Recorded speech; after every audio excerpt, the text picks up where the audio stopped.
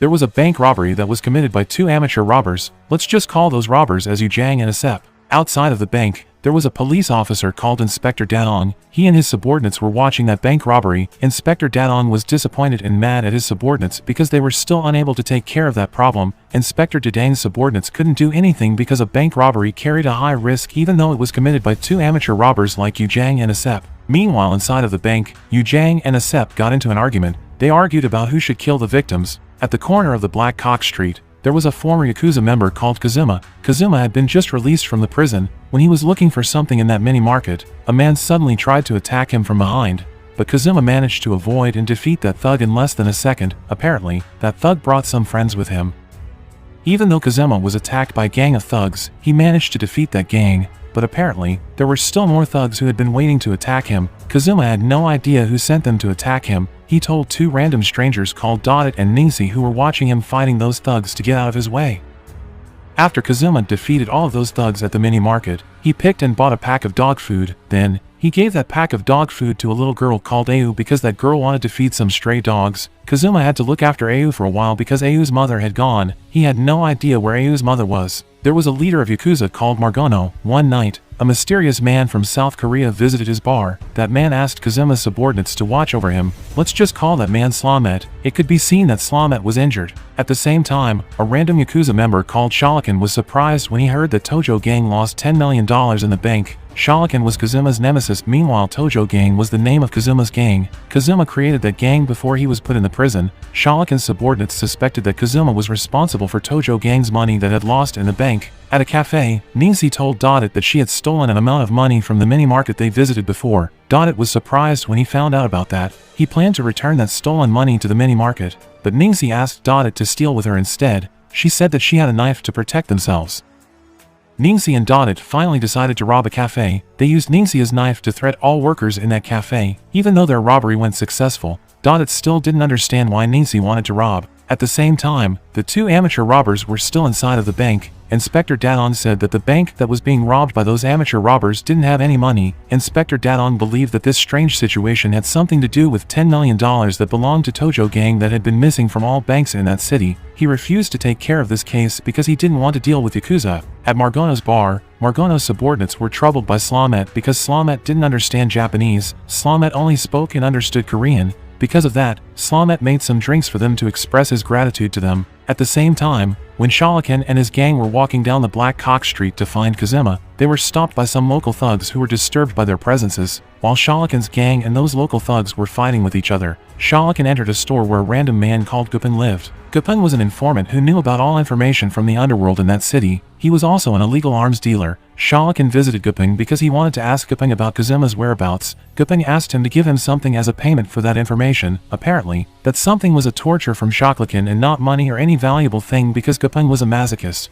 At the end of the day, Gupin didn't give any important information about Kazuma to Shalikin. He only told Shalikin that Kazuma was being chased by another gang in that city for an unknown reason. After that, Shalikin picked a rifle that was being sold by Gupin. He got out of the store and killed his opponents with that rifle.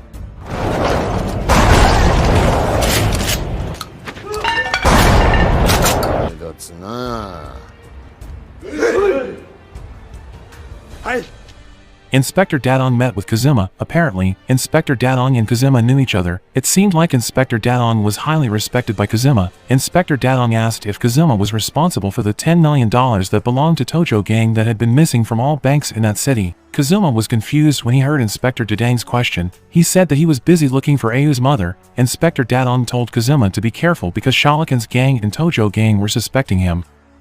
A few hours had passed. The two amateur robbers Asep and Yujang hadn't finished robbing the bank. They didn't care if they hadn't found any money in that bank and that they were cornered because the police officers had been waiting for them outside of that bank, and Inspector Dadong's subordinate called Yudin was sick of that situation. At the same time, Kazuma and Ayu visited the Margono's bar. Everybody in that bar was surprised when they saw Kazuma in that place. They bowed to Kazuma immediately to greet and show him respect. Kazuma came to that place because he was looking for Margono. He worried about Margono because he hadn't heard anything from him for these past few days. Margono's subordinates had no idea where Margono was. They also hadn't heard anything from their boss for these past few days. Kazuma came to that place not only looking for Margono, he was also trying to find information about Ayu's mother. He knew that Ayu's mother worked in Margono's bar in the past. but she didn't work there anymore. Then, Ayu showed a picture of her and her aunt to Kazuma. Let's just call Ayu's aunt Yuli. Kazuma was surprised when he saw that picture because Yuli was his ex-girlfriend. Like Ayu's mother, Yuli had also gone missing. Ayu had no idea where her aunt was. She then began to cry. Kazuma, who saw that, tried to cheer her up.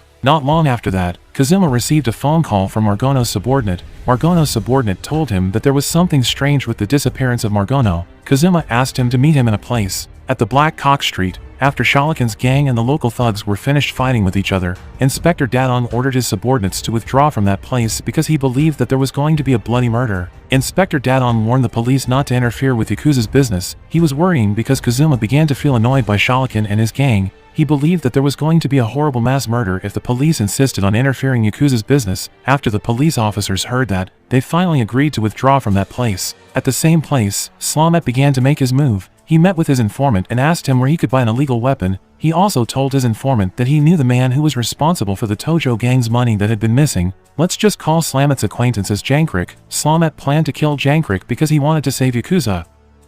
A couple, Ningsi and Dodit, visited Gupeng in his place to buy a gun. Nobody had idea about what Ningsi was going to do with that gun, including his boyfriend Dodit. But because of his love for Ningsi, Dodit agreed to buy a gun for her. Slamet suddenly came to that place. He also visited Gupeng because he wanted to buy a gun. While he was browsing around that place, he asked Gupeng about Jankrik's whereabouts. Dodit and Ningsi were confused when they saw Slamet talking to Gupeng because they didn't understand Korean. They were also confused because they had no idea about which gun that they were going to buy. Slamet suggested Dodit to buy a gun that was easy to use. Ningsi told Gupeng that she was going to use that gun to find an amount of money. After Slamet, Ningsi and Dodit left that place, Gupeng called someone immediately. He told that person about Ningsi and Dodit. He revealed that information to that person because he worried that Ningsi and Dodit were going to interfere with Yakuza's business. When Kazuma was going to meet Margono's subordinate, he finally met Shalakin and his gang in the street. He and Shalakin went to a place because they had to finish their business first. 10 years ago, before Kazuma was put in the prison, Kazuma was having a problem with Shalakin. One night,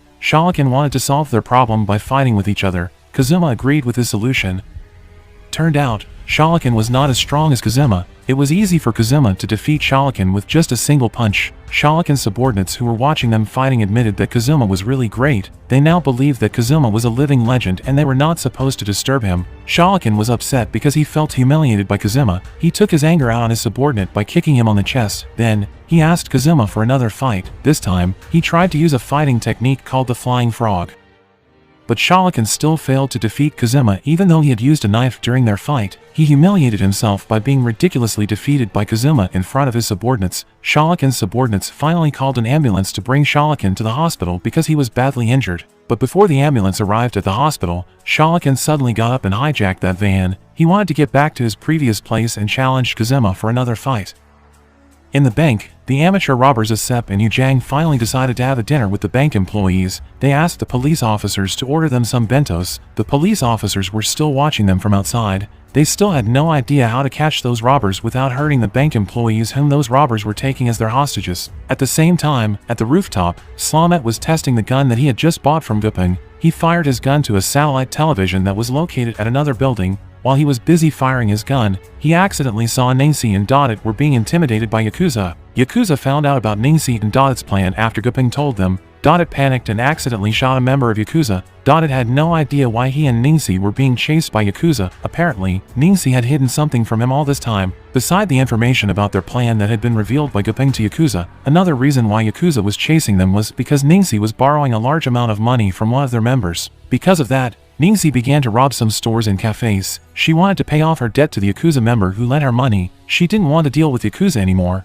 While Ningsi was telling everything to Dodit, the Yakuza member whom she was talking about suddenly came to their place and aimed a gun at them. Then, he and Ningsi shot each other. The Yakuza member died instantly. Meanwhile, Ningsi got shot on the stomach. At midnight, Kazuma, Ayu, and a Margono subordinate came to Gupeng's place. Kazuma wanted to get important information from Gupeng, but Gupeng only told him that Ayu's Aunt Yuli once worked as a prostitute at a public bathing. After that, Kazuma and Ayu went to the public bathing that was mentioned by Gupeng. He met and followed a receptionist who was working there. Apparently, that receptionist was one of Shalakin's subordinates. He took Kazuma and Ayu in a room where Shalakin and his armed gang had been waiting for them. As soon as Kazuma arrived in that room, Shalakin and his subordinates shot him relentlessly. While Kazuma was under attack, he told Ayu to go to the second floor to look for her aunt. He also asked her to find information about her mother. Even though Shalakin was Kazuma's nemesis, he didn't want to hurt Ayu because Ayu was a child. He also refused to lie to her. He allowed Ayu to go to the second floor. Meanwhile, he was going to finish his business with Kazuma.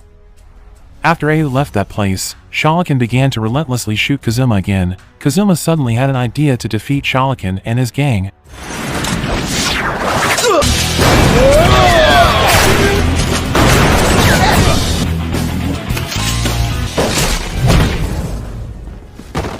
Kazuma managed to defeat all of Shalakin's subordinates by using a piece of broken glass. After that, he defeated Shalakin and went to the second floor immediately, but Shalakin didn't want to give up. He followed Kazuma and asked him for another fight. Kazuma was already tired. He didn't have much energy to fight anymore. Because of that, Shalakin managed to attack Kazuma easily. He suddenly became stronger than he was before. He wanted to use this moment to kill his nemesis, but when he was about to kill Kazuma with his knife,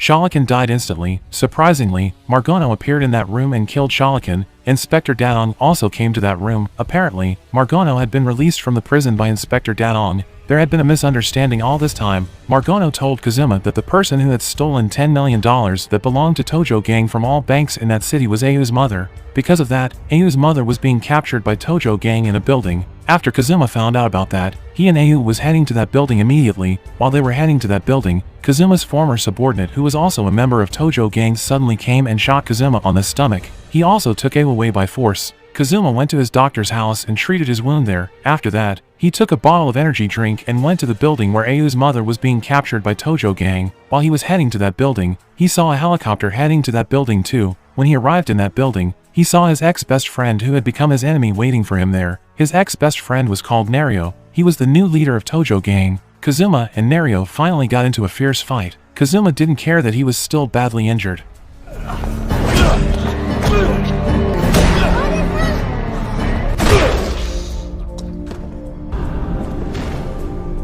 Nario managed to defeat Kazuma in that fight. When Nario's subordinates were about to get rid of Kazuma's body, Kazuma drank a bottle of energy drink which he took from the house of the doctor who had treated his wound. Nario's subordinates were surprised when they saw that. They took some steps away from Kazuma as if the energy drink that Kazuma was drinking was a holy drink. As they had expected, after Kazuma drank a bottle of that energy drink, Kazuma became way much stronger than he was before. He beat up all of Nario's subordinates right away. When Nario saw that, he walked toward Kazuma and punched him with all his might.